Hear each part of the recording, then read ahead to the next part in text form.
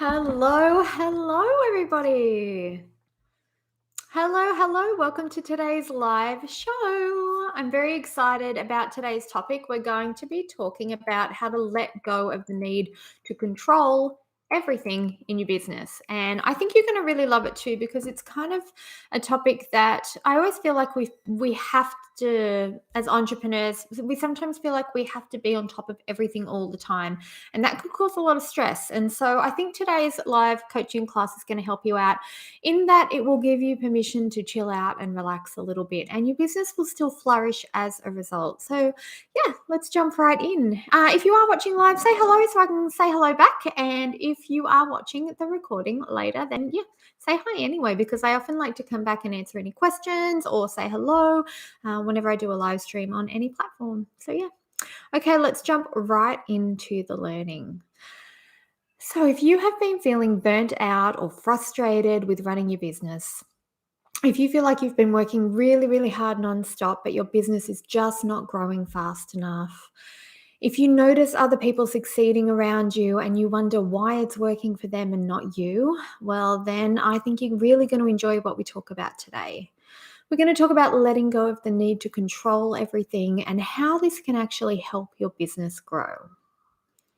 The life of an entrepreneur often revolves around being solely responsible for getting things done. For most of us, when we first start our business, we are the only person working on it.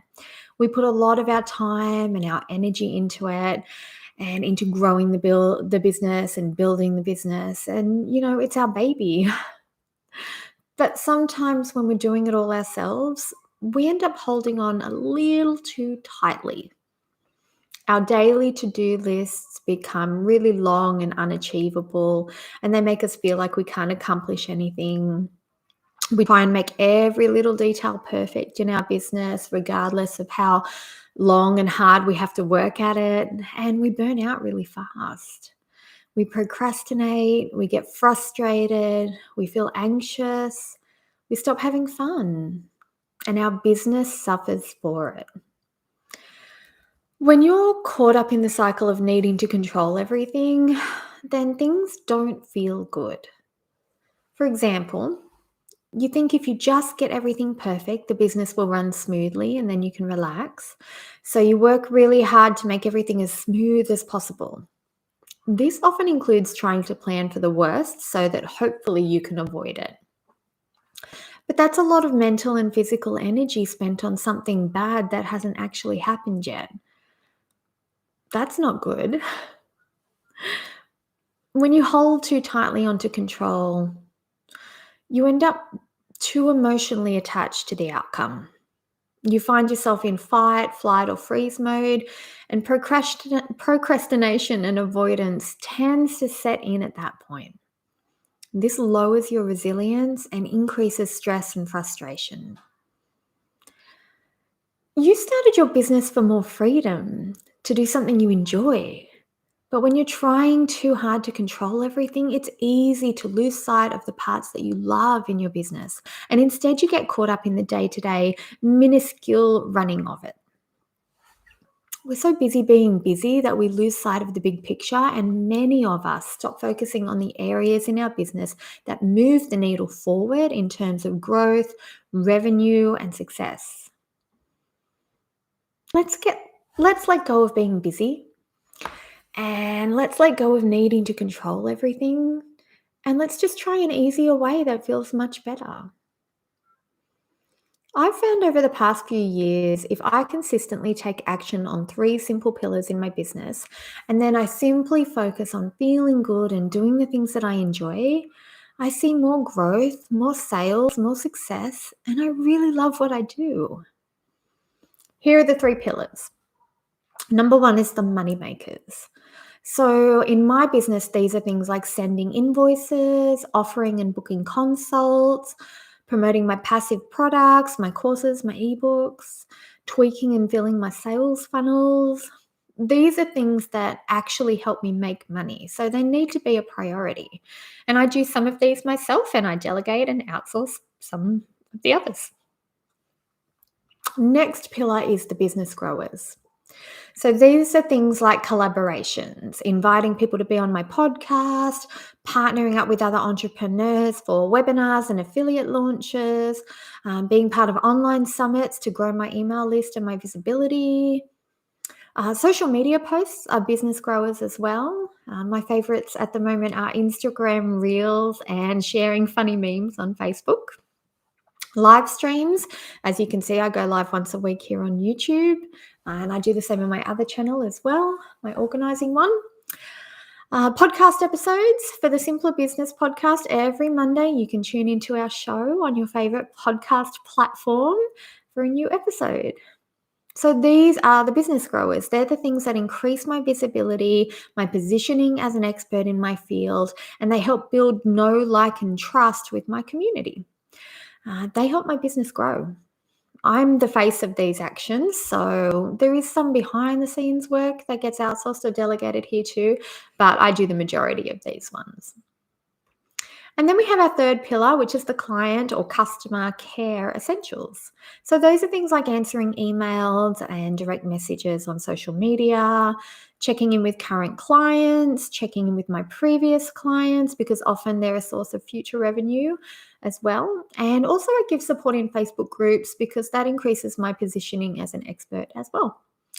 I like these to feel really, really personal. So I take care of them myself at the moment, and I use systems and templates to make these smooth and easy to manage. But as time goes on, I'll be teaching my team members to take care of some of these too. So those are the three most important areas that make a difference to my growth and success each month in my business. And for that reason, those are the things that I like to have control over in my business. And the other stuff, I handle it as it pops up. And honestly, not much really pops up. I also find it helpful to change my perspective when it comes to what I can control in my business. Think in terms of what you can control with ease versus what you can't control with ease. I have a few examples. The first one is, okay, you can't easily control how many sales you make, right? You can't guarantee sales, but you can easily control how many times you ask for the sale.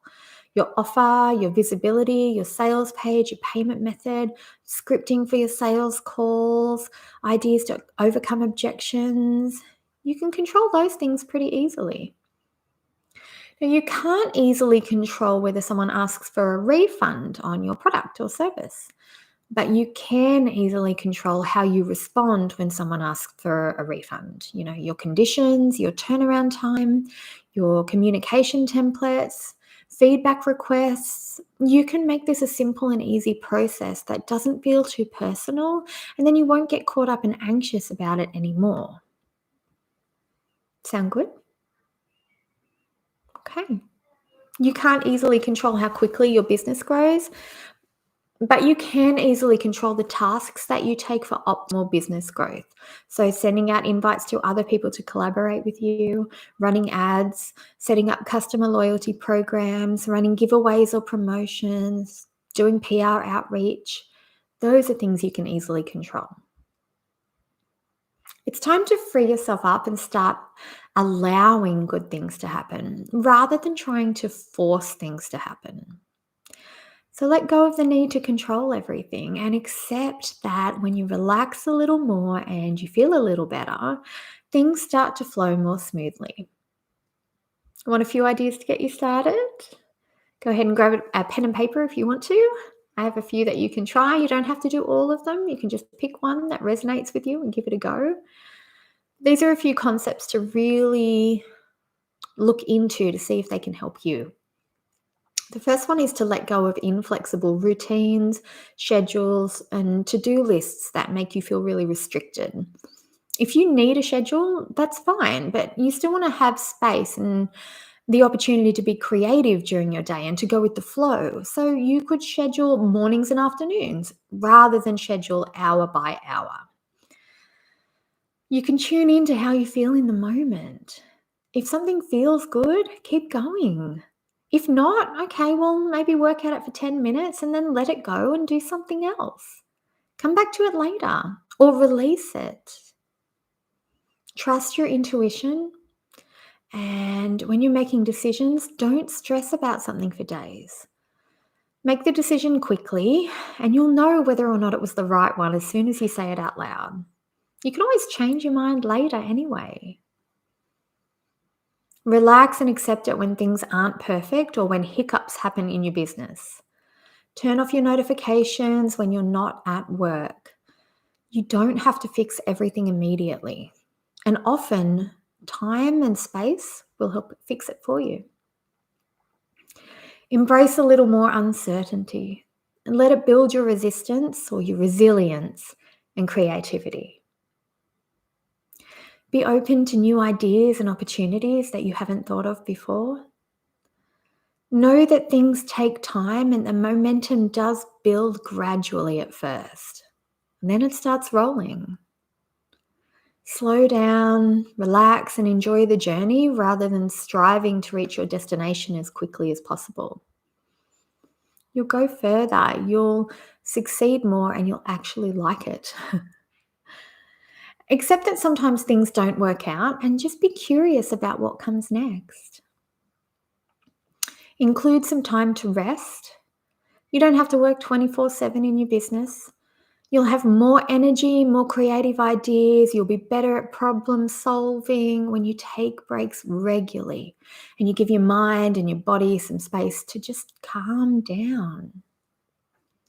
And remember that you can really only attempt to control yourself, your actions, your reactions. You have no real influence over the rest. So let that thought take the pressure off. And finally, remember, you don't have to make people agree with you, and your business doesn't have to rely on everybody wanting to buy from you. The people who align with your values and your product and your service, the people who will benefit from it, they will find you. Take consistent action, be consistently visible, show people how you can help them, and then make them an offer so that they can buy your product or your service. You can make it that easy. That's my daughter running in the background. I hope you found this live class helpful today. I would love to know your thoughts too on letting go of control and, letting go of the need to control every little thing in your business. So join me over on Instagram at the Simpler Business Podcast and tell me all about it. And I will see you in next week's video. Bye.